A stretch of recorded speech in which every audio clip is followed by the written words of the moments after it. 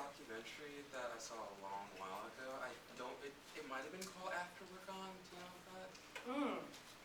Does anyone? I don't know if anyone else. The premise of it was like it's showing a whole bunch of images of some like mythological time, like a time lapse of the future of what will happen if humans were to just vanish.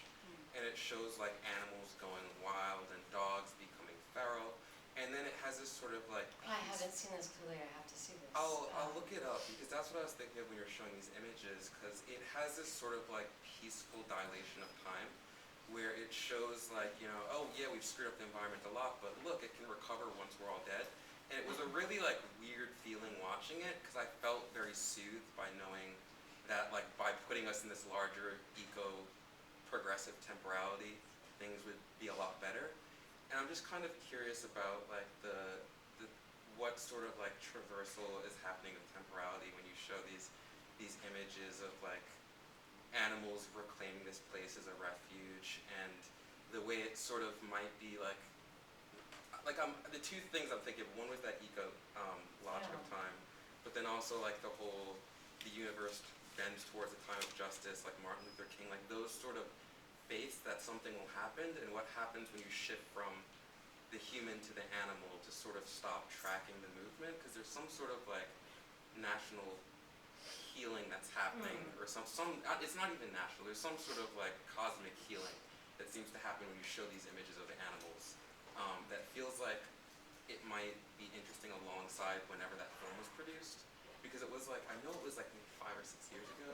Yeah, well, I mean, I didn't mean to cut you off. Keep going. No, finish the thought. I'm so sorry. It's just a tack on, but I remember it was also showing another program that would be coming up, another documentary. It's like the afterlives of our material objects. And it was just a weird, maybe moment on TLC or whatever channel I watched it on, that they were really tracking like human consumption and wastefulness and like maybe some Eco Week. But all in ways... Did you say TLC? I mean, there should be a channel called Tender Loving Care. Fahrenheit 451, maybe. Anyway, I'm sorry. Oh no, so that was back on before I was on like Netflix. I was watching my parents' TV at some moment. But anyway, that was it. I was just curious about the way that this sort of narrative, it was so interesting, so dense, and so like I'd love to read this because I'm still trying to follow all the movements. But like watching the way it like participates in different narratives in time, I'm just curious about that deferral and how it aligns with like eco understandings of justice. That's a fantastic, fantastic question, which is why I was so eager that I didn't mean to interrupt.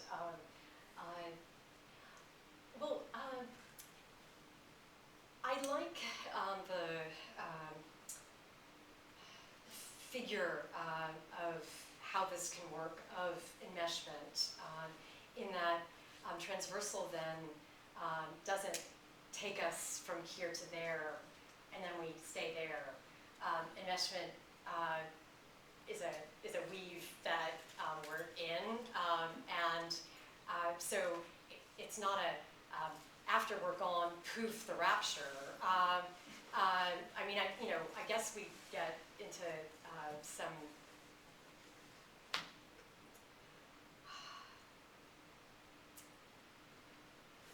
This is going to be a strange place to go, but Susan Sontag in the essay on camp says that ultimately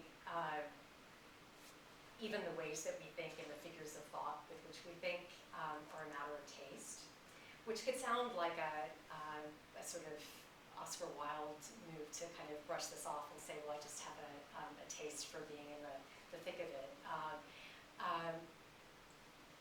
But I actually mean that in a camp serious camp way. That is that I'm hoping that dwelling in the barbed wire of the camp doesn't let us go to some kind of apocalyptic and rapture transcendence move, in that if this is a practice of as if already dead, but still here, which is, I think, a description of our condition, not something to come, something that's here, then we arguably need some techniques for the oscillation between and the sense in which all of these phenomena are happening at the same time. I suppose it's then to talk about this in terms of temporality, a taste for ways of bearing what would seem to be the unbearable, of the extent to which these different sensations of a kind of rapturous hope and a devastating horror share the same space-time. And we're not always feeling it. So I think one effect of a kind of transversal practice is to activate those vectors across. But by across, I don't mean a final from here to there, but we have to keep moving across, which is not just a pendulum between 2 points. I'm hoping that you saw that there are many sides to this. It doesn't subsume to a Cold War logics and a neo-Cold War logics of the U.S. versus, that re-emerges, frankly, now in a resurrection of what would seem to be a resurrection, but is arguably an afterlife of a wish to pitch it as if it were about two sides that allows us to go from a here to a there. So I suppose it's also a way of inhabiting that transit transcendence in order to keep that from happening, which because I think it's a legal fantasy.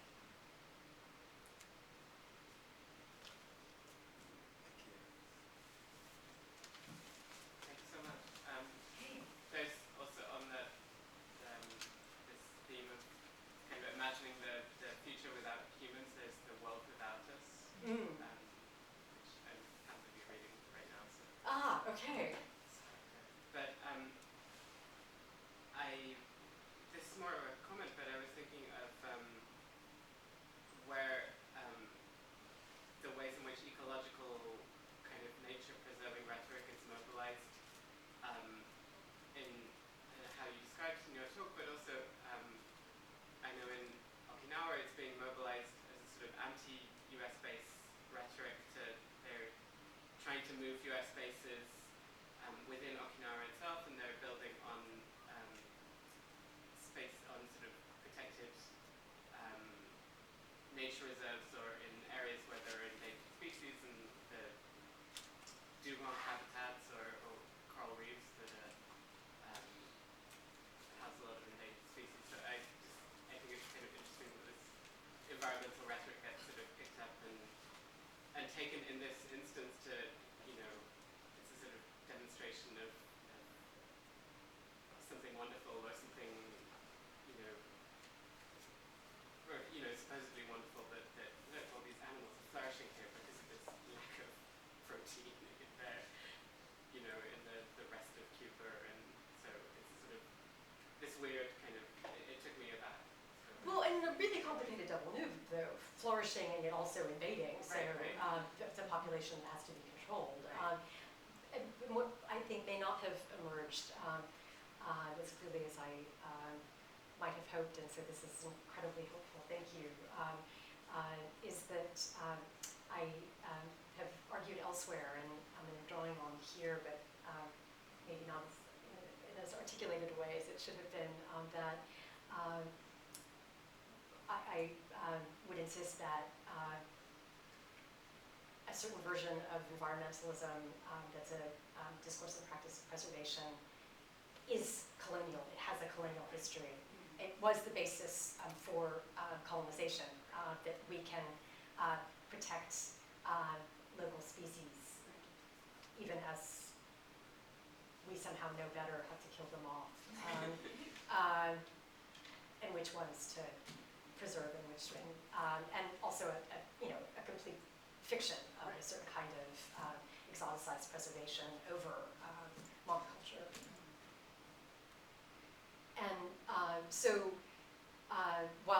understand the strategic importance of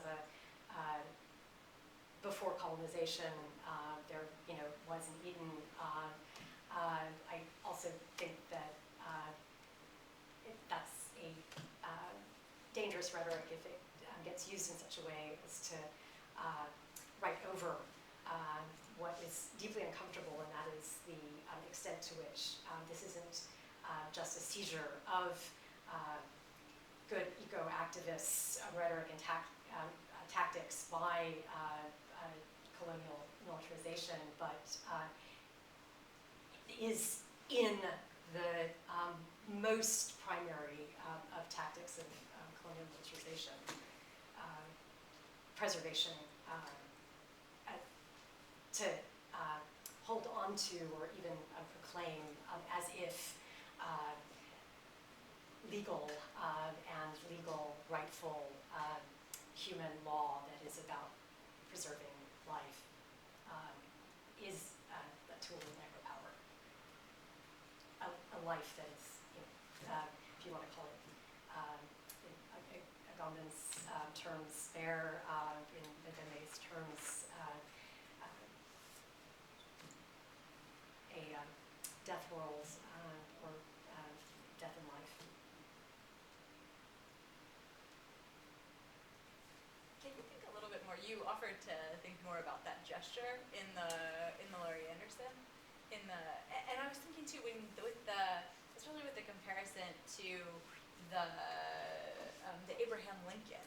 It's so startling. There's something about the way she's bringing together the virtual and the physical world that I think you're also trying to think about this layering and the kind of uncomfortable potential slippages of that layering. Like there's a way that he looks so weird because unlike Lincoln, he's in a chair with arms, but he seems to never, it seems to not rest easily within the container that she's created. Mm-hmm. So I was wondering if you have further musings about the way that this works formally and the way that those necessary, the way that it's foregrounding these slippages between the real and the virtual world, and the way that he's kind of unable then to take ownership of the space in the same way that the Lincoln just is a presence that is okay, we're done, we're here, this is the monument. So that this both mimics that monumentality, but then also undercuts it in the very same gesture. So, one of the pieces I'd add to that, and that was a fantastic question, thank you, would be to think about virtualization as a vector for materializing. Yet, the piece of it that I'm still puzzling with is the presentation of the phenomenon of, at certain points, actually being able to that Gorani was actually able to see visitors to the installation if they were right in the path of the projector beam, and that was somehow an unexpected discovery, which I can't quite believe, and I can't quite believe it either, in that when I went up really close, one of the docents, it felt like a guard, all of a sudden was got me by the elbow, and so my immediate reaction was, what is this? I'm in New York, somebody grabs you by the elbow, and it's, so I was like, oh no, he says, wave with that. If you go up, he'll see you. And I was like, oh, don't tell me that, anyway. There were a lot of slippages. But I know you're also asking me to talk about that's sort of about contingency too. It's not that well planned, but it is well planned. And then, yeah. Sorry. So, what I'm also talking about is the extent to which the uncontrollable of the experience was also felt highly controlled.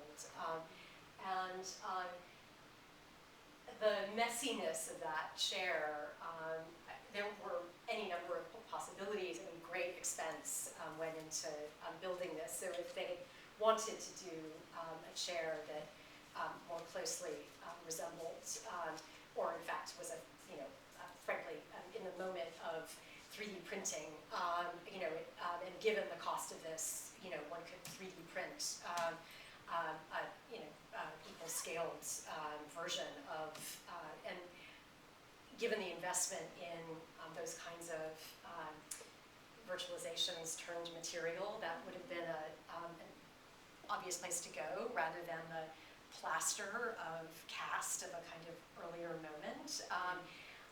So that the hominess and messiness of this seems to be very much part of its aesthetics, so that we get the sense of a vague resemblance that is also a major difference, not least then the extent to which this discomfiting, white, messy, easy chair is the white ground onto which this projection of color in every sense stands out. And that, I do think, was part of the deliberate way in which the extent to which the figure of Lincoln not only, as you said, seems much so securely to own that chair, but is also of the same material and, frankly, same color, which that enlightening of a fantasy of Greece as the origins of a appropriation of the democratic polis is deep in the idiom of the neoclassicism of the memorial and memorializing practices from the 19th century into the early decades of the 20th, and arguably goes back to the at least to the 18th. And one could argue that in fact, Martin Bernal argument about a racialized version of Greece begins seriously at the same time as a certain classical idiom for memorialization gets going in the 18th century in Europe.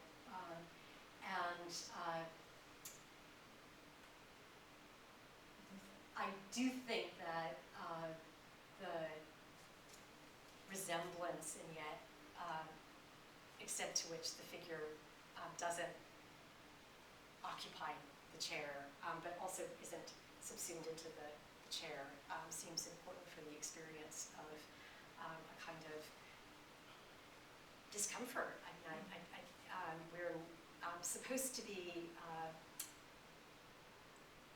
I think, made to feel as though this is both intimate and not at all, and spectacular partly, but also quite a bit like a dance party, at which we're also being told stories that arguably we cannot hold and shouldn't be able to hold. And so those different registers, I think, are part of that orchestration of different sensations. It's like an easy chair, so part of me was thinking about like as an attempt to make comfort, but then also it's totally discomforting too, and uncanny in certain ways. Yeah. The uneasy, easy chair. Yeah. Hey, yeah. Hi, Hi. I wonder if you could talk a little bit more about the idea of foreclosure that you ended on. Maybe, and it seemed to me to have something to do with like a broader question of how prisons operate in the U.S. and elsewhere, because during your talk I was thinking a lot about this article I'd recently read, and I can't remember the details, but it was about like some town in the U.S. where the local economy was quite dependent upon jobs provided by a particular prison, and the language that was used was this like outrage about the inability of the system there to produce enough bodies in the prison to sustain this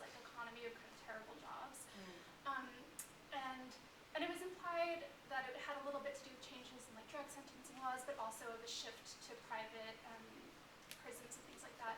So I was just kind of wondering how you implicate some of the questions of this sort of, liminal non-space of Guantanamo to the broader question of how prisons operate, and like if the term foreclosure, like what you mean by that, and if that is operative there. Thank you. That's a really terrific question. So, by one logic, we're not in any way supposed to connect Guantanamo to prison economy in the U.S. That is to be utterly exceptional. Part of the U.S. and not yet not part of the U.S. Not really prisoners, detainees, not charged with anything, just held. And so not having the same status as, and in fact, it's deeply contested as to whether one would call it a prison at all, but rather a camp for detainees. So there was a lot of slippage in this practice of the transversal in insisting that we think the exceptionality, a sensible exceptionality of Guantanamo as consistent with the prison system in the U.S., even though it would seem that the very foundation of the prison system is about sentenced criminals, whereas Guantanamo ostensibly a camp for detainees who have yet to be charged. And yet, critics of mass incarceration in the U.S. would say that the long history of the war on crime and the changing of sentencing laws, but one could also argue the use of the law as an instrument of terror and detention as a structuring part of the U.S. emerging from a plantation carceral machine would insist that we think foreclosure in economic terms, so the foreclosure on homes, the foreclosure threat of debt, and the imprisonments of debt, that kind of financialization, along with, in a transversal relationship with foreclosure as a term from psychoanalysis, and a deeply fraught term, that is that there's still not resolution, and arguably shouldn't be, as to the extent to which foreclosure works in the same ways as disavowal. That is, disavowal, I know, but, and a foreclosure that is so deep and so anti, in the sense of both against and before, that we don't even realize, we cannot know, or refuse to know. A foreclosure being an insistence that it's over, we've moved on. And even one could say a kind of deep unknowing. And what I had hoped to do, there were, I suppose, many rules that I transgressed, not least the one that we're taught in graduate school and doesn't go away, that we're supposed to very strictly define our terms. And so are you using this in the economic sense? Are you using this in the psychoanalytic sense? In which school of psychoanalysis? So in the Freudian or the Lacanian? And what is your opinion on the extent to which Lacan took up foreclosure and not disavowal? When foreclosure doesn't seem to be so significant for Freud. A state of foreclosure that's so promiscuous, doesn't that refer to very specific seizures of property because of failure to pay debts? How can you possibly use this in relation and in a certain excess? Yet I would argue that there's a way in which that insistence that we cut the echo of terms across discourses is a structuring part of the problem. So it's also about believing in, or at least deeply invested in, the rhetorics of performance, and a performance that would also have a certain resonance and repetition that keeps going. My pessimistic hope or hopeful pessimism is that what I've been able to do with some of these echoes and resonances would be smarter than I am, and would also do work in and through yours by not doing those kinds of gated restrictions, so that it would start to promiscuously vibrate across.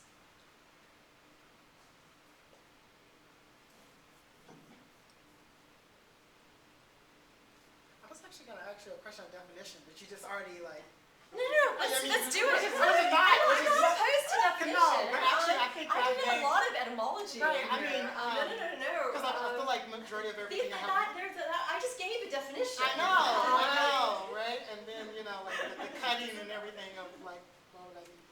But no, I guess I'm actually. I mean, I feel like majority of everything I know I kind of learned from you in some fashion. But I guess I wanted to. Well, that's sweet, but that's not true. Right. But I probably want to talk about the kind of, or at least go back a little bit to talk about the incremental, right? Or these strange temporalities and I would say even the kind of geometry, right, of the traversal, right, as a kind of moving in between, right, opening up to think about, say, the necropolitics, or what you call, right, of kind of death and life. And I guess I'm just curious about more so not necessarily how you would define traversal, but more so about how, like, what is it that traversal do in terms of these incommensurabilities across time, across space? And it seems to me that, right, the bowl, right, is on the one hand it's on one hand it's a dance floor, right, that's calling you and beckoning you, right, to perform, right, and then there's also this almost a state of a certain kind of exception, right, where it's this white background and I don't even see its body anymore, right, and so I guess I'm just curious about a floor that turns on the one hand into a dance floor, and then there's also these hands that are almost of a state of arrest, right? That are beckoned and called in a certain kind of form of a police state, right? Yeah, and so I guess I'm curious about and almost the fact that like in certain images, I guess it seems like his body doesn't really align with the actual couch either, right? He's either sliding off of it from a certain, I guess depending on what point you look at it from. And so I guess I'm just curious about the traversal, about it, perhaps, how did you come to it? What makes you want to think in this kind of way about your work? And why now? Also would be the question too. So if you could just say more about all that I tried to put together. Yeah, So, one of the many, many, many interesting aspects of your description, which was beautiful. So, transversal Right. can sound like traversal, Oh. right? So, to traverse, to move across, and transversal, a verb for an action, Right. right? Traverse, and transversal as an adjective describing usually an axis, right? In geometric axis. And ostensibly, transversal axes, yes, they move across and connect, but doesn't have a relation or is distinct from the action of traversing. And yet the homophonics of traverse and transverse offers some interesting possibilities. That is that the transversal that also defying the rules of geometry connects points that don't seem to be aligned, and one wouldn't connect, would offer a vector that would allow for moving between. And a movement between that might not rest. And so what you're asking for me is, I think, a definition, you say, but what I think actually what you're asking me to do is to excavate what I was doing with that homophonic relation that I was activating that I didn't lay out, I just did. And I don't know if telling you that's what I'm doing it is more effective. Maybe it is. And we'll talk more about that, I hope. Yeah.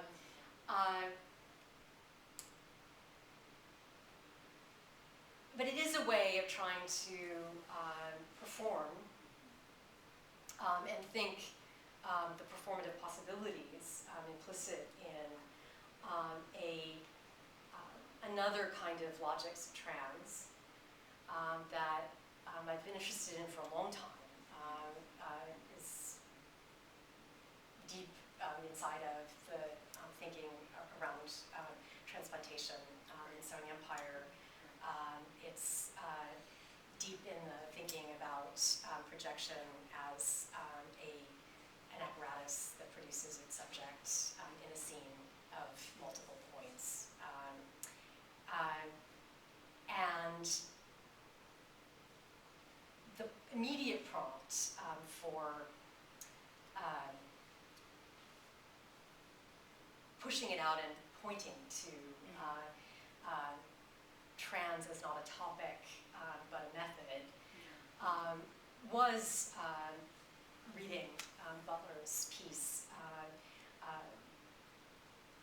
in immediate response to the killings in Paris and the call for transversal grief.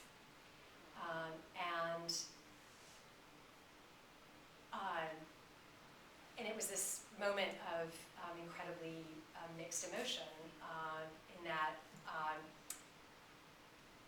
I want Transversal to do a lot of work, but not only in relation to grief, and I don't think grief is enough, and I also don't accept that